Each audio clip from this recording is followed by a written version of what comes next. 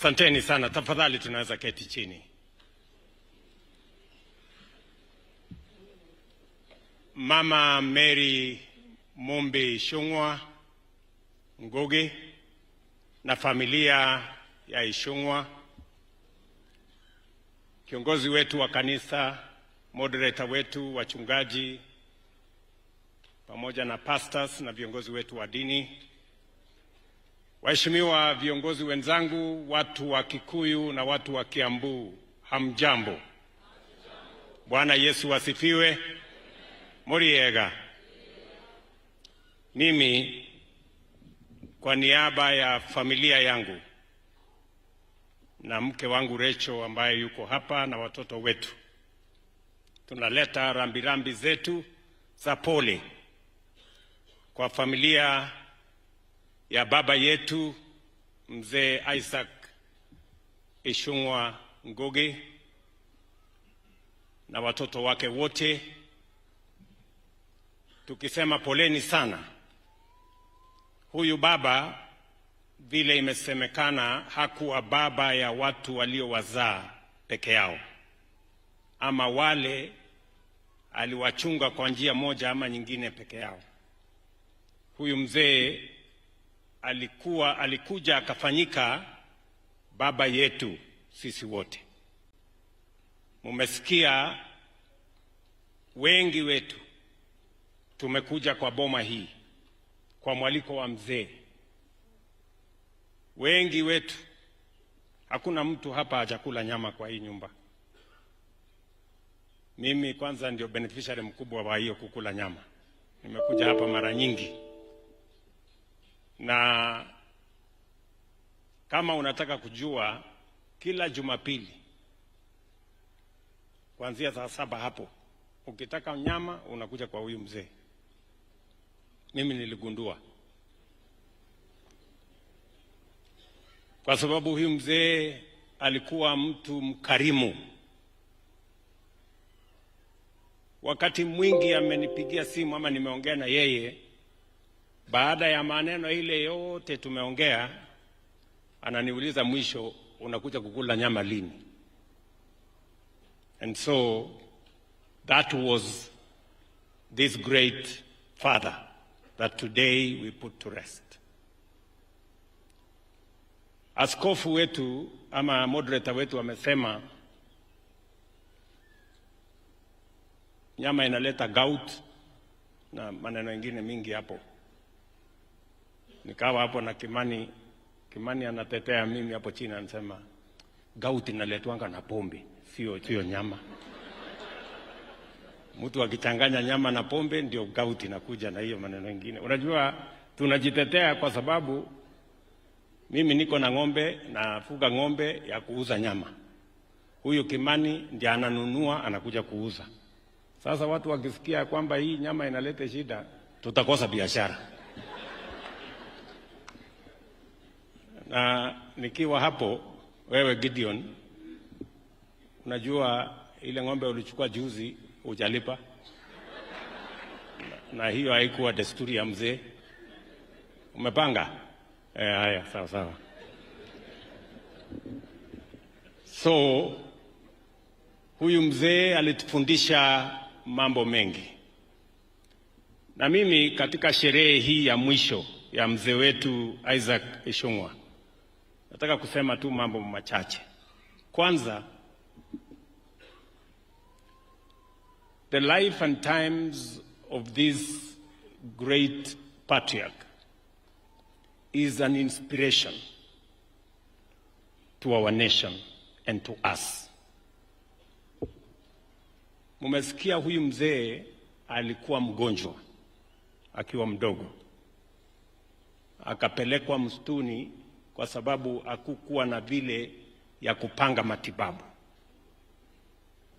The family had given up on him because of his sickness. And he was left to die because there was no way that he could be treated. Today in our country, we still have people who are stuck with family members, who do not know how they are going to find medication, how they are going to find treatment. There are many people who have sold everything until they have nothing else to sell, and they do not know what to do with their loved ones. And that is why the Constitution of Kenya, Article 43, in response to desperate situations like that faced Mzee Isaac when he was young, and many other families today, the Constitution said health is a right for every citizen. It is not a privilege for those who can afford. And that is the reason today, that is the inspiration that we have as a nation to have universal health coverage. Ndio sababu leo, ili tusiwe tena na maneno kama yale yalimpata huyu mzee, kwamba ugonjwa hauna namna ya kutibiwa, na kusipatikane tena Wakenya wengi wanaofika mahali ambapo hawajui wagonjwa wao watatibiwa namna gani, watalipa kwa jinsi gani. Ndio sababu hiyo tumesema kama taifa tuweze kuwa na mpango wa afya ambayo itafikia kila mwananchi wa Kenya, na kila Mkenya apate kutibiwa bila ya kujali uwezo wao wa kifedha. And that is the spirit behind universal health coverage. And that is why I want to ask all of us. Tumefanya kazi na counties, tumeajiri community health promoters, tumeconfirm wale officers walikuwa wanafanya UHC, tunazidi na kupanga mambo ya SHA, mambo ya SHIF, mambo ya PHC na yale mambo mengine yote, ili tuwe na taifa ambayo inajali kila Mkenya. Therefore, I want to ask for the support of all citizens of our nation, so that we can move together and we can leave nobody behind. The story of Mzee Isaac brings into sharp focus the story of many families, and that is why we are inspired to have universal health coverage in Kenya. Number 2, mumesikia huyu mzee katika maisha yake, ilifika wakati alitamani kufa kwa sababu ya njaa. It was written in that eulogy that the pangs of hunger was so severe that he wished he was not alive. Again, there are still many families, many Kenyans who do not have enough food. And that is the reason why our motivation to transform agriculture, to subsidize production, to remove brokers and cartels in our coffee, tea, wheat, sugarcane industry, so that we can have a food secure nation, one that does not suffer what Mzee Isaac suffered in his young age, and many citizens continue to suffer in our nation. I am very happy that this year, by God's grace, we will harvest close to 75 million bags of maize. And as a result, it will be the highest harvest in the history of Kenya. And we continue the journey to transform our agriculture so that we can have a food secure nation, we can use it to grow jobs, we can use it to grow exports, and we can grow wealth in our nation. Jambo la tatu, kwa maisha ya Mzee Isaac, I must say he is an inspiration of what is possible. He is an inspiration of what can be achieved, of resilience and hard work. Ukisoma maisha ya huyu mzee, alikuwa ni mtu orphan, wazazi wake wamekufa, hana familia ya kutegemea, yeye mwenyewe ndio kuhangaika. Amekuja hapo, amekuwa mtu ya kuendesha driver ya lori, amekuja akahangaika hapa, kapanga akauza sigara, huku. But look at what God made out of the life of this old man. Huyu mzee leo tunamzika hapa na heshima kubwa. Sahau kwamba alikuwa ni mtu ya kuuza sigara hapa na pikipiki. Leo rais wa Kenya yuko hapa, naibu wa rais wa Kenya yuko hapa, mawaziri wako hapa, governors wako hapa, kumaanisha ya kwamba kwa bidii, kujituma, kujitolea, kujiamini inawezekana. And that is why the life of this father here lying, Isaac Ishungwa Ngugi, is an inspiration to us as a nation. We must believe in ourselves. We must believe in our country. And we must believe that we can change this nation. We are having a conversation, a live conversation now. And I want to challenge us as the citizens of this nation. Kenya cannot continue to be a third world country. We cannot continue to be a third world country. We must have a conversation. Just like Mzee Isaac alitoka kule chini, mahali pa umaskini. Leo tukasikia hapa Kikuyu, nyumba yake amejenga ndio ilikuwa nyumba ya kwanza mpaka bank saa hii ni mteja huko kwa nyumba yake. Ametulelea hawa marafiki. Today we rest him as a man of means, a man of honor, somebody who we can count on.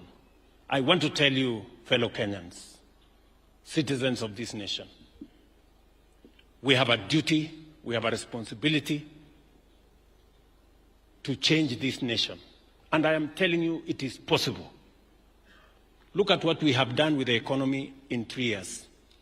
Look at what we have done with agriculture in 3 years. Look at what we have done with housing in 3 years. Look at what we have done in universal health care in 3 years. I promise you, we can change this nation in our lifetime. We must believe in this country. We must believe in ourselves. We must stop the negativity. We must not stop the naysayers and those who speak negatively about our country. Kenya is not a failed state. Kenya is a great nation. We must believe in ourselves. Please, good people, let us believe in ourselves. The same way Mzee Ishungwa here believed in himself. He believed in his abilities. He did not give up. He kept on pushing the bounds and the limits. Today we celebrate a great man. Mwisho, mimi nataka niseme asanteni sana watu wa Kiambu, asanteni sana watu wa Kikuyu kwa ushirika wenu, kwa urafiki wenu. Maneno yote ya maendeleo ya kaunti hii nimeketi chini juzi na viongozi wa hapa na tumekubaliana mtaratara ya vile hiyo kazi itaendelea na vile tutatimiza wajibu wetu kwenu, vile tunatimiza wajibu wetu kwa Kenya mzima. I just want to assure you that as we move this journey, we will move together. I am very confident about the future of our nation, and I am very confident that together, working together, bringing all Kenyans together, we will be able to see a better future than we have today. Wacha nichukue nafasi ya mwisho nimshukuru mzee na mama. Mimi nimekuwa mtu wa bahati sana na familia hii. kwa sababu kupitia kwa mzee huyu na mama nimepata sio rafiki. I have got a friend who is more than a friend. Today I have a brother called Kimani Ichung'wah.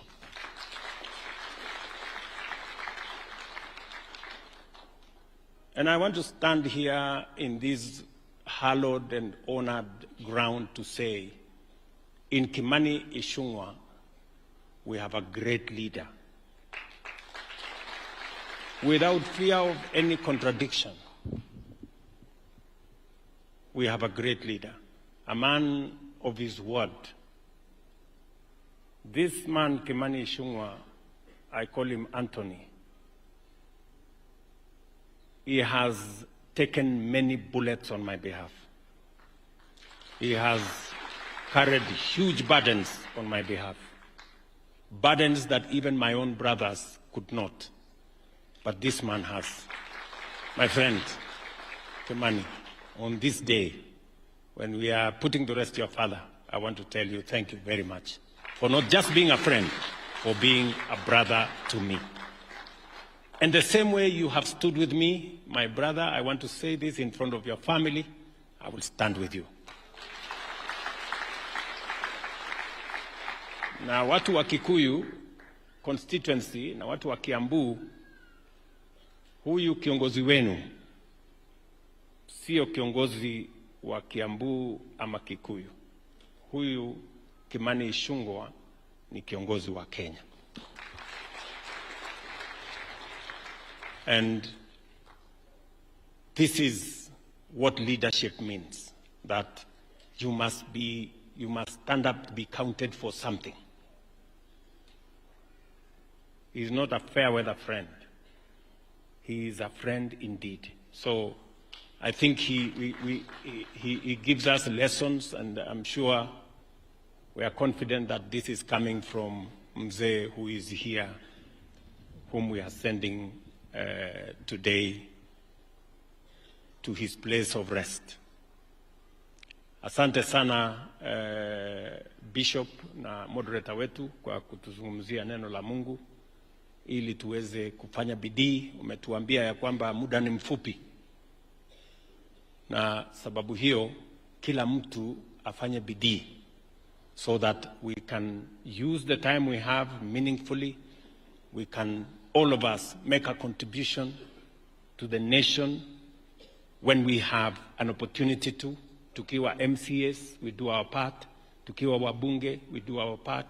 Tukiwa magavana, we do our part. Na sisi wote mawaziri, and all of us, we make a contribution towards making this nation great. And I am very confident about the future of Kenya. Asanteni sana. Nimekuja na mke wangu Rachel. Maybe you can, unaweza kusimama hapo.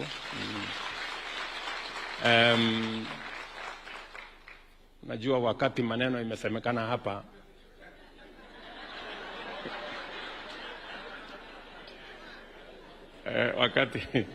wakati maneno imesemekana ya X, nikaona hawa wadosi hapa wanaongea sana, kukakuwa na consultation kubwa hapa, na mimi nikaona Rachel anajaribu kunitazama. Mimi nikakaza macho tu, nikaangalia mbele kwa sababu ni kama alikuwa ananiuliza hata wewe uko na hii maneno ama lakini Rachel, unajua maneno yangu yote naweka wazi. So Mzee was a great man. It is not easy for a man, a girlfriend who you did not marry, alafu amezaa watoto 8, ati tena uende umwambie sijui ilienda ikarudi. It takes a man of exceptional credentials to be able to do that, and to buy land, support them, and work with them. So this Ichung'wah was a great man. I mean Ichung'wah, the old man. I'm not saying Ichung'wah this one. Unajua huyu hatutaki, ni mtu mzuri, na bibi yake anaitwa Alice, na mimi namjua. msimuwekee maneno mengine mengi. Unajua kuna watu hapo wanasema maneno wanaweza kumisinterpret. So it tells you how big a heart Mzee Ishung'wa had to accommodate the children of other people, to support communities, different communities, and he inspires us to do the same. Kwa hivyo, kwa familia tena, asanteni sana, poleni, you have our support, you have our prayers. Mzee huyu, vile mumeona tumekuja wengi, alikuwa baba yenu pia, lakini alikuwa baba yetu na rafiki wa watu wengi. Thank you very much to the church. I can confirm that Kimani Ichung'wa is a member, staunch member of PCA. All the time, huyu mungwana anatuambia, mimi ni member number 39 wa Musa Getao. Mpaka sisi wote tunajua. Because he is very proud about his membership of PCA. So, na tunashukuru sana mmekuja kumzika baba yake. Asanteni sana, Mwathani amurathime.